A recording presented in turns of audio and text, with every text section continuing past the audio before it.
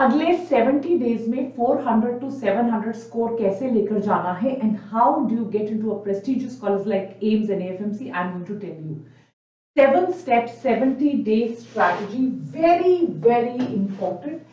Step by step follow कीजिए. 7 step, it is a 70 day strategy. इसका result होगा आपका स्कोर 700 प्लस.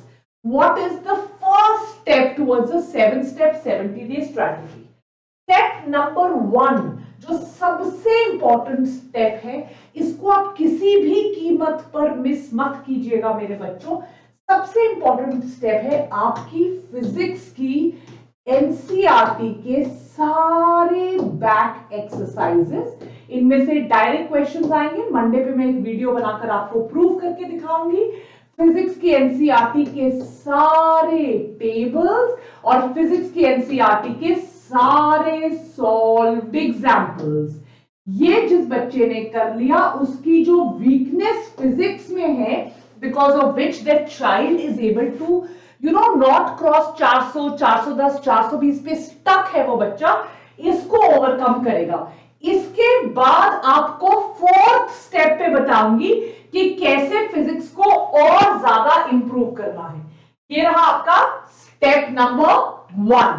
स्टेप नंबर 2 पर आते हैं बच्चों. 7 steps and you will really miraculously see कि आपका जो स्कोर है वो बहुत हाई जा रहा है. स्टेप नंबर आपका 2 क्या है? स्टेप नंबर 2 पे आते हैं केमिस्ट्री के लिए. मैंने बहुत पहले एक ऑर्गेनिक केमिस्ट्री का शॉर्ट आप लोगों के लिए बनाया था. अगर आपने नहीं देखा है तो प्लीज दोबारा देखिए. और एक इनऑर्गेनिक केमिस्ट्री का भी बनाया था. प्लीज दोबारा देखिए. मैं आपको बता देती हूं मैंने क्या बताया था. ऑर्गेनिक केमिस्ट्री में मैंने बताया था जितनी आपकी एनसीईआरटी की ऑर्गेनिक केमिस्ट्री के रिएक्शंस हैं, उनकी जो रिएक्शन साइड है, रिएक्टेंट साइड, उसको एक पेज पे लिख लीजिए. उसमें जो भी डलेगा, टेम्परेचर, प्रेशर, जो भी होगा लिख लीजिए पेज पे. प्रोडक्ट साइड को एम्प्टी रखिए और इस पेज के कम से कम 15 या 20 जेरोक्स निकाल लीजिए और रोज बैठकर उस प्रोडक्ट साइड को भरिए. जब तक आप ये नहीं करोगे आपको नहीं कॉन्फिडेंस आएगा, आपको चीजें याद नहीं रहेगी. तो इसका प्रिंट आउट निकालना है आपको, इसका जीरोक्स निकालना है आपको और उसको रोज सारे रिएक्शंस को आप लोगों को करना है. अगर आप सारे रिएक्शंस को नहीं करोगे तो आपको चीजें याद नहीं होंगी. Let me tell you today, right. Inorganic chemistry के लिए मैंने आपको बोला था कि सिर्फ एनसीईआरटी चाहिए. इसके अलावा आपको कुछ भी और नहीं करना है. किसी चीज की तरफ देखना भी नहीं है, कुछ करना भी नहीं है. इनऑर्गेनिक केमिस्ट्री में आप सबको मैं बार बार ये बात आपको क्लियर कर रही हूं, अभी भी क्लियर कर देती हूं. सिर्फ एनसीईआरटी के आपको नोट्स बनाने हैं. वो नोट्स आपके 10 टू 15 पेजेस के होने चाहिए और आपने उनको कम से कम 4 या 5 टाइम्स रिवाइज करना है. रही थर्ड बात, फिजिकल केमिस्ट्री अगर आपको मुश्किल लग रही है, आपसे न्यूमेरिकल्स नहीं हो रहे हैं, आप प्लीज सिर्फ और सिर्फ इसके प्रीवियस ईयर क्वेश्चंस कर लीजिए. एटलीस्ट 6 to 7 इयर्स की पीवाईक्यू सारे आप आराम से कर लीजिए. Let us move to step number 3. Step number 3 specifically मैं बायोलॉजी की बात करूंगी. बायोलॉजी में मैं आपको एक हिडन ट्रूथ, हिडन फैक्ट बताने वाली हूं. बायोलॉजी का जो गेम चेंज होने वाला है, सबको पता है एनसीईआरटी पढ़नी है, इसीलिए बायो में बार बार मैं एनसीईआरटी पर फोकस नहीं करूंगी. बायो की जहां गेम चेंज होने वाली है, जहां गेम बदलने वाली है, वो है बायो के असर्शन रीजन, जिनकी सीरीज में अगले हफ्ते स्टार्ट करवाने वाली हूं. पर बायो की असर्शन रीजन एक ऐसी चीज है जो टोटली गेम को चेंज करके रखने वाली है. आपको बहुत इंपॉर्टेंट है बायो के असर्शन रीजन करना. स्पेशली जो वानी मैम की रिवाइज एडिशन आई है एमटीजी पब्लिकेशन की, उससे बढ़िया कोई किताब नहीं है असर्शन रीजन करने की. पर चैप्टर मैंने 50 असर्शन रीजन बना के दिए हैं. और दूसरी चीज, अब आप कहोगे मैम आप अपनी किताब की बात कर रहे हो, but this is very important, ये आप खुद बना लो बेटा असर्शन रीजन एनसीईआरटी की लाइन के। और दूसरा, अगर आप, जिन बच्चों के पास मेरी बुक है उनको पता है कैसे मैंने एनसीईआरटी के पेज नंबर दिए हुए हैं। So NCERT line questions are very important, आपको करना ही करना है। अगेन ये दोनों चीजें मैंने अपनी बुक में दी हुई हैं, तो बायो में ये दोनों चीजें आपकी गेम को बदल कर रख सकती हैं। एक बार आपकी ये 3 चीजें होंगी, 7 स्टेप्स मैंने आपको बोला था। 4th स्टेप पे मैं आती हूं, which is very important. 4th step पे आप प्रीवियस ईयर क्वेश्चंस करिए बच्चों। 70% of the paper will come from previous year questions.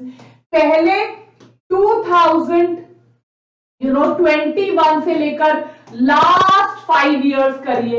In last 5 years को जब आप कम से कम 4 to 5 टाइम्स कर लेते हैं, उसके बाद आप नेक्स्ट 5 इयर्स पर आइए, फिर उनको आप कम से कम 4 to 5 टाइम्स कीजिए। एक बार पेपर करने से काम नहीं चलेगा, आपको कम से कम 4-5 बार करने पड़ेंगे, क्योंकि इसमें फिजिक्स और केमिस्ट्री भी आएगा, तब जाकर आपका कॉन्फिडेंस इंक्रीज होगा। सो प्लीज मेक श्योर कि आप प्रीवियस ईयर क्वेश्चंस को कम से कम एटलीस्ट 4 to 5 टाइम्स करिए। पहले 5 साल के करिए, उसके बाद अगले 5 सालों पर जाइए, but you can not miss them. It is very very very important. तो ये रही बात आप लोगों की अभी तक पॉइंट नंबर 4। अब हम आते हैं एक बहुत इंपॉर्टेंट पॉइंट पे जो ऑफन बच्चे मिस कर जाते हैं, वो है बेटा मॉक टेस्ट। और क्यों मिस कर जाते हैं बेटा? क्योंकि उनको लगता है सिलेबस खत्म नहीं हुआ। मैं आपको बता दूं, सिलेबस कभी खत्म नहीं होगा। अगर आपने मेरा लेटेस्ट मॉक टेस्ट का शॉर्ट देखा है तो एग्जाम में एंजाइटी होगी, एग्जाम में 1-2 क्वेश्चन सॉल्व नहीं होंगे, स्ट्रेस होगा, एग्जाम में आपको लगेगा गलती हो जाएगी, एग्जाम में गलत OMR मार्क हो जाएगा, सिली मिस्टेक्स हो जाएंगी, ये होगा। आप कितनी भी कोशिश कर लो, एग्जाम में ये होगा बेटा, गलतियां। ये गलतियां अगर आप पहले कर लोगे तो आप लोगों की एग्जाम में गलतियां कम होंगी। जो आप रिवाइज नहीं कर पा रहे हो, अगर आप फुल सिलेबस मॉक टेस्ट दोगे तो एक्टिव रिकॉल से वो चीजें याद हो जाएंगी। प्लीज मेरा वो शॉर्ट देखिए। आप एक हफ्ते में, प्लीज मैं आपको रिक्वेस्ट कर रही हूं, एक फुल सिलेबस मॉक टेस्ट दीजिए। मैं मॉक टेस्ट का लिंक डिस्क्रिप्शन बॉक्स में लगा देती हूं। अगर आप YT बायोटॉनिक कोड लगाओगे तो आप देखोगे कि मॉक टेस्ट आपको सिर्फ 900 कुछ रुपीस का अवेलेबल है, जिसमें 25 मॉक टेस्ट है। प्लीज उसे ले लीजिए, डिस्क्रिप्शन बॉक्स पे मैंने लिंक लगा दिया है। और आप एक हफ्ते में कम से कम 2 पार्ट टेस्ट दीजिए जो सिलेबस आप कर रहे हो। अगर आप फुल सिलेबस मॉक टेस्ट नहीं दे पा रहे क्योंकि आपका कॉन्फिडेंस नहीं बढ़ रहा है, आप एटलीस्ट बायो का फुल सिलेबस दो, उसके बाद केमिस्ट्री सिलेबस खत्म होगा, इन दोनों का फुल सिलेबस दो।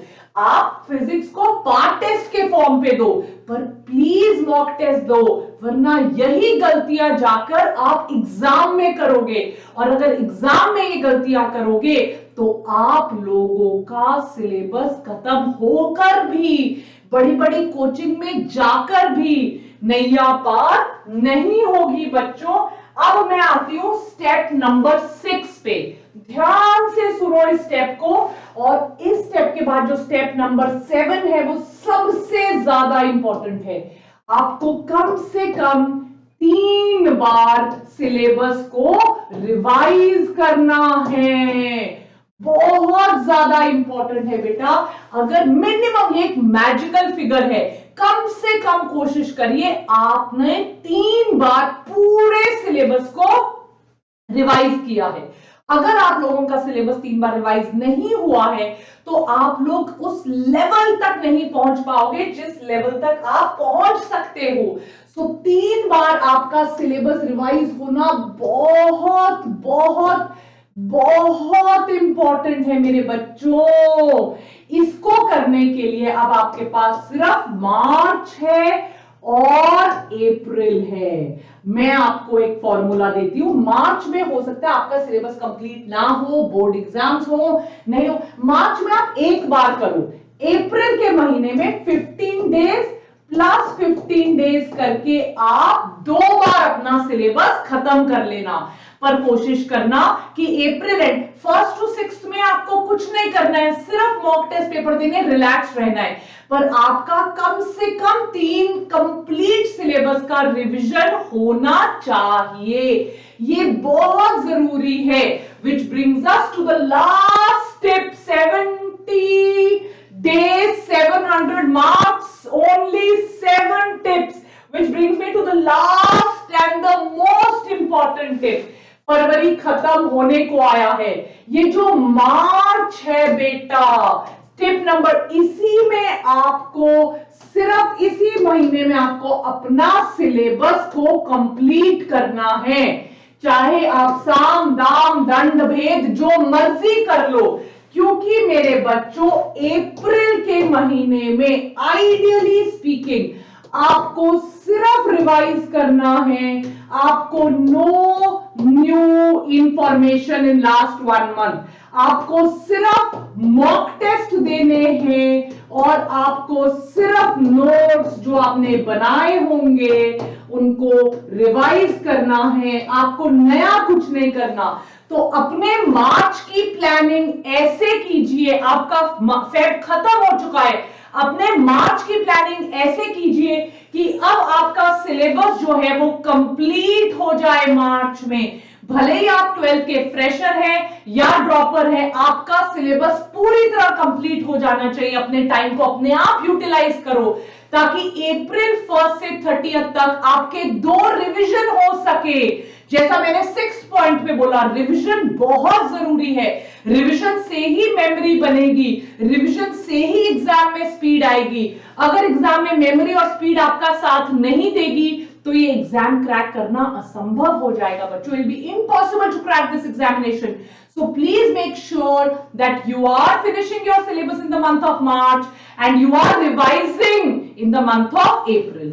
2 चीजें मैंने आपको एक्स्ट्रा बताई है, आई होप आप उन पे ध्यान दे रहे हैं। क्या है वो 2 चीजें, let me rewrite them for you. Number 1, मैंने डिस्क्रिप्शन बॉक्स पे मॉक टेस्ट लगाए हुए हैं। नंबर 2, हमारे पास क्रैश कोर्स है उन बच्चों के लिए जिनका सिलेबस खुद खत्म नहीं हो रहा है, इनकी फीस बहुत कम है, कोड इनका वाईटी बायोटॉनिक है। वानी मैम का कोई पर्सनल कोड नहीं, क्योंकि आई तो teach you everything for free. अगर फिजिक्स केमिस्ट्री का सिलेबस खत्म नहीं हो रहा, प्लीज इन्हें ज्वाइन कीजिए। स्पेशली 25 मॉक टेस्ट पेपर्स आपको मिल रहे हैं फॉर 999। प्लीज इनको लीजिए, क्रैश कोर्स दीजिए, डिस्क्रिप्शन बॉक्स पे लिंक है, पढ़िए। कोई भी प्रॉब्लम है मुझे बताइए। रोज 7 बजे मैं आपका फिजियोलॉजी रिवाइज कर रही हूँ, हाई वेटेज टॉपिक्स के हिसाब से जा रही हूँ। प्लीज रिवाइज कीजिए, पढ़ाई कीजिए। Take care, bye.